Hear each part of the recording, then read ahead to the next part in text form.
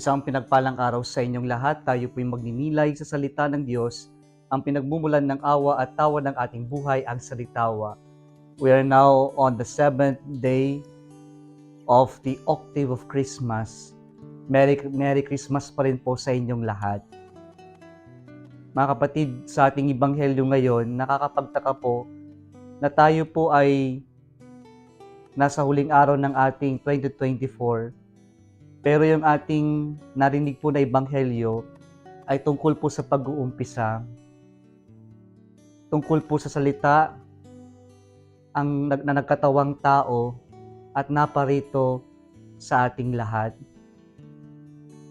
Ano po ang puntong nais ipaalala sa atin ng Diyos bago magtapos ang taon na ito, bago tayo pumasok sa panibagong taon? Pinapaalala sa atin mga kapatid na ang Diyos ay meron na, ang Diyos ay nariyan na bago pa magkaroon ng umpisa ang lahat, sapagkat pinapaalala sa atin ang Diyos ang umpisa ng lahat ng nilikha.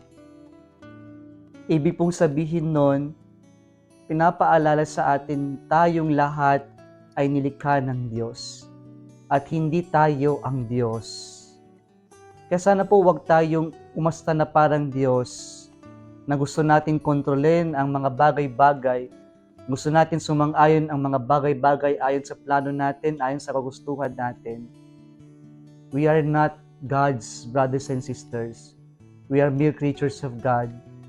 We have to know our place. Ang Diyos ay meron na bago pa man tayo pumasok o nabuhay sa mundong ito. And so it is a good reminder for us that we should not take what belongs to God. And we should acknowledge that everything belongs to God. Kaya dapat ibabalik natin ang lahat para sa Diyos. Pangalawa pong pinapaalala sa atin ngayon bago ang pagtatapos ng taon ay yung pong katotohanan na tayong lahat ay nagmula sa Diyos. Our beginning is God and we will always end with God.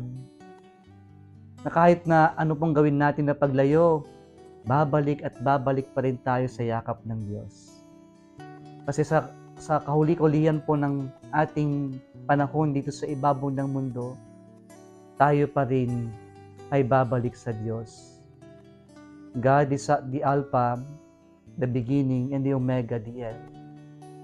And so, since we begin from God, then let us strive to end with God. Let us end this year with God. Since the beginning of this year comes from God, and please let us try our very best to end this year with God in prayer, in silence, and most especially in the sacrament of the Holy Eucharist. Kung nagustuhan mo ang video na ito, huwag kalimutang mag-like, i-share at mag-subscribe sa Salitawa Facebook page and YouTube channel. Muli isang pinagpalang araw sa inyong lahat.